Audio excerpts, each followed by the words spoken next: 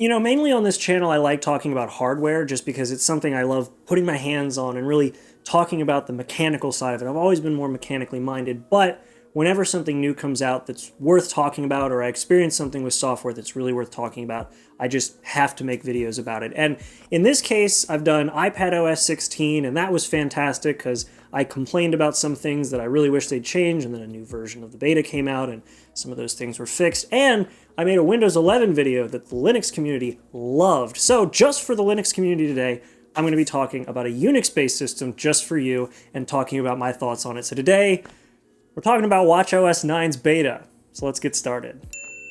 You know, it's not often that I really feel like I am a pretentious Apple user. I try to be realistic, and I try to just tell people how it is. They complain about features on iPadOS that I agree with, and, well, I agree with them. I don't try to defend it. And when I have things I really love that other people don't fully understand, I at least make an effort to help them understand why it is beneficial for some people. And this is kind of why I hate the users who just say everything Apple does is perfect and there's no reason for them to not do this or no reason for them to do this. But when it comes to WatchOS and the Apple Watch in general, we've seen so many small incremental improvements that really the complaint I have with the Apple Watch is that the things that they added weren't done sooner, because they did so much right on the first time around with the Apple Watch that at this point, it's just polishing perfection.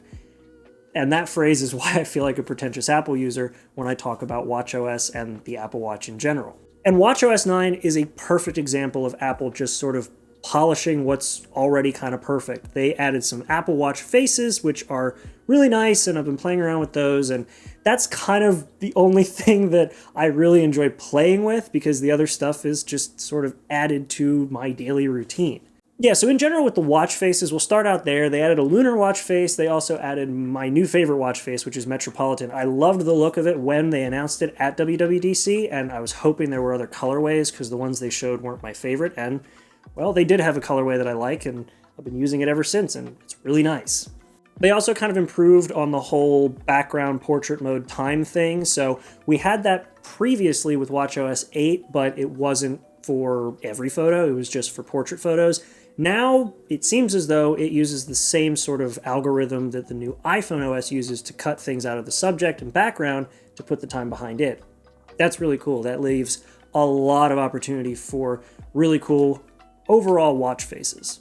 And generally just the new watch faces we have either are parodied on the iPhone with the lock screen or are, like I said with Metropolitan, genuinely new. And on the modular one, you can actually set background colors, which is kind of cool.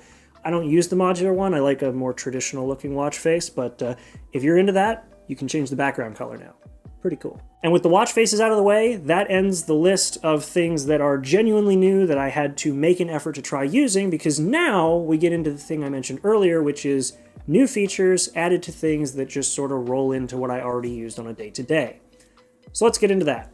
Actually, that's not entirely true. I did go out of the way to try the medicine thing, but I don't take medication, so the most I did was put some vitamins in it, and it worked well enough, but I dropped it almost immediately because I don't schedule those. I just take them in the morning and that's it. And it was already a habit, so I didn't need a reminder. But anyway, now to the things that just roll into my day-to-day. Starting with the exercise app. Now, I don't use the exercise app for running because I don't do a lot of running. Usually I'll go on a walk in the evening, but the thing I use it the most for is tracking my drumming. And for that, it is very, very nice. And you can actually now set for the running portion of it different zones that you want to keep your heart rate in, or in general, just activity zones. It's pretty cool.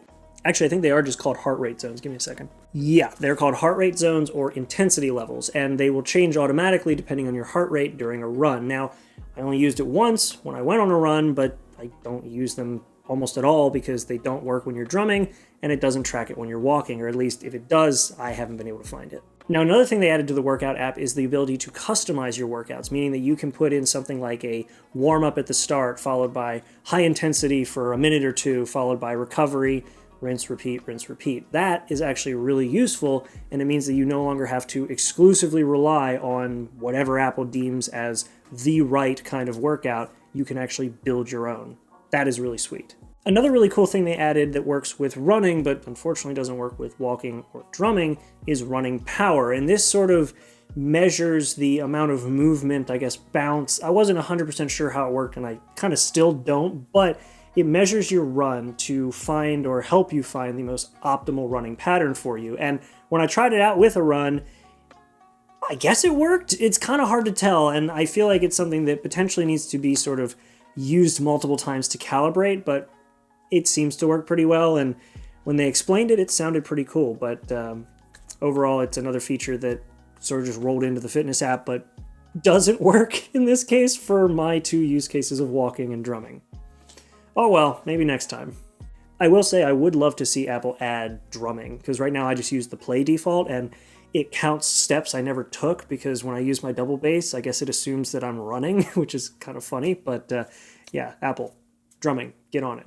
Another thing they added to the exercise app was multisport, which I was hoping would be a little more versatile than it actually is, because what it actually does is track biking, running, and swimming, and it will transition between those for you insane triathletes out there who don't have time to look at your watch and change the workout as you transition between them. However, it doesn't work for if I want to go drum and then go outside and finish it off with a nice walk. I still have to manually do that, which is fair, but I wish that you could kind of pick those. But hey, if you wanted to, you can use the customize feature to change that. I could actually try that. I have not tried that yet. Maybe I could do that.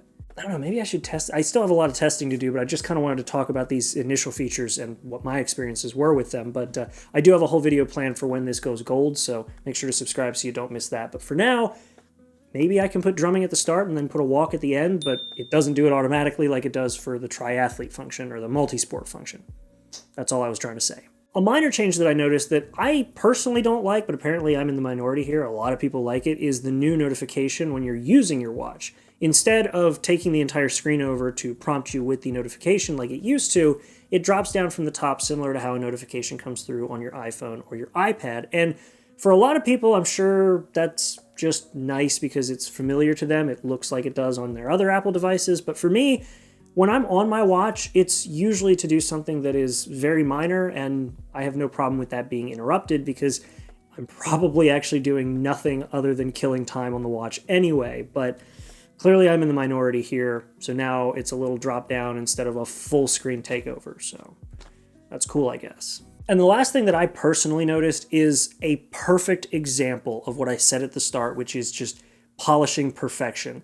Apple didn't have sleep tracking for the longest time on their watches, but even as far back as the Series 2, I was using an app called Pillow, and this app was completely capable of letting your watch track not just your sleep time, but your sleep cycles. And as time went on, that app got better and better, but once we got the last version of WatchOS, we got sleep tracking, but it didn't give us the cycles. So even though the watch could very clearly do it through third-party apps, all we got to see was whether we were awake or asleep and how long we were in bed in total. And now with WatchOS 9, well, I guess they just flipped a switch and gave us the option to see our sleep cycles. And that, I already used sleep, and it irritates me that it took them this long to put sleep cycles in, considering I've been using Pillow and actually paying for their subscription since WatchOS, or not WatchOS, the Apple Watch Series 2.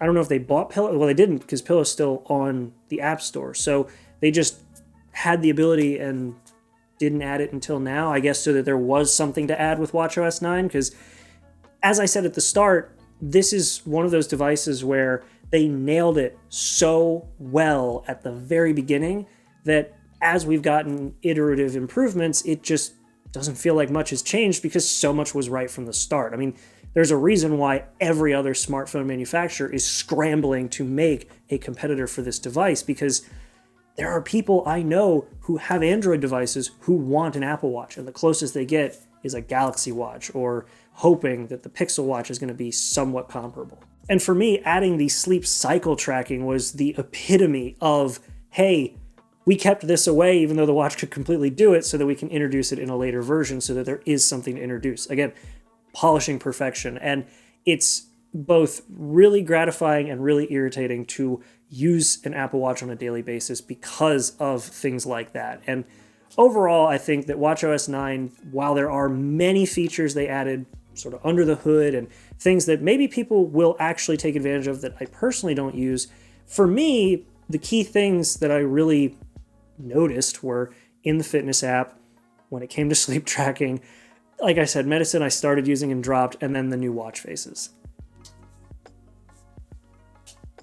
The watch is so good to begin with. Like, if you don't have an Apple Watch and you have an iPhone, it's a great thing to get. The only thing that I will say that I find kind of weird is the fact that WatchOS 9 is not going to support the Series 3. I don't find them dropping the Series 3 weird. I am totally fine with that. That thing has been dragged through the mud for so long getting support that it really shouldn't have, but they're dropping support for it and it's still currently being sold.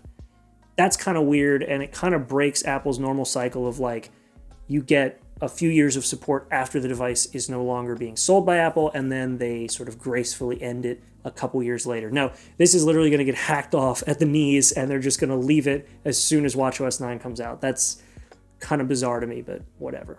Like I said, I have a video planned for when these go golden so that we can give a solid, yes, here are the finalized features, here's what I love, here's what I hate. But today, I just kind of wanted to talk about my experience with WatchOS 9 as it stands, because again, I hate sounding like a pretentious Apple user, but there's so much that this Apple Watch does right out of the gate, and these new features are so minuscule that they're nice to have, but honestly, even if they didn't have those features, the watch is still so fantastic that I'd buy one anyway. I mean, I did. It didn't have those features and I bought it. I've had every single Apple Watch since Series 1, and I've been happy with every single one. Either way, that's been it. Thank you so much for watching. I know this is a bit of a shorter video, but for me, there wasn't a whole lot to talk about that interests me. What did interest me made it into the video, and what didn't wasn't in the video. If you guys do have anything that you want to ask or any comments, leave them down in the comment section. And if you liked it, make sure to like the video. If you disliked it, make sure to give that comment section a visit as well. Let me know what you didn't like so that I can improve it for later. And